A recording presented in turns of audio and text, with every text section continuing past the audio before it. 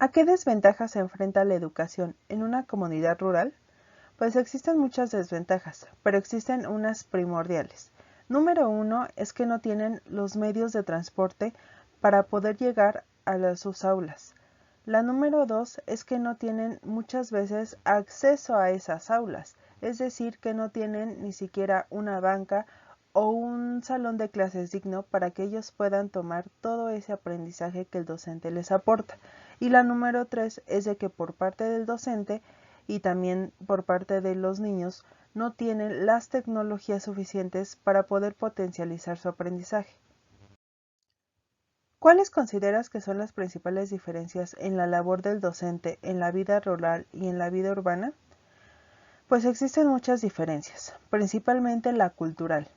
Normalmente un docente está preparado para dar temas en concreto, pero muchas veces la forma de pensar en la vida rural es totalmente diferente. No son tan abiertos en ese aspecto. Por otro lado, también existe el acceso a las tecnologías. Es decir, un docente que tiene acceso a Internet, a una computadora, a un proyector, tendrá su clase más dinámica y más didáctica. Por lo tanto, el aprendizaje en los niños será a lo mejor un poco más eficaz y más rápida. ¿Por qué crees que el rechazo en la sociedad tiene un papel importante en la educación?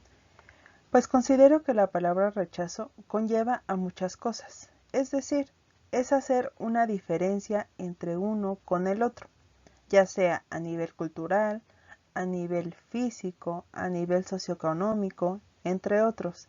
Por eso considero que la educación debe tener esa palabra dentro de su vocabulario, porque como docente debemos de manifestar que no es algo sano hacer ese tipo de diferencias, sino va más allá de eso, que debemos de aprender sobre cultura, que debemos de aprender que todas las personas son iguales y pueden aprender de forma igual sin hacer distinción entre que si una persona tiene más dinero o no, e incluso en la fisionomía, ya que todos tenemos las capacidades para poder llegar a hacer algo en nuestras vidas.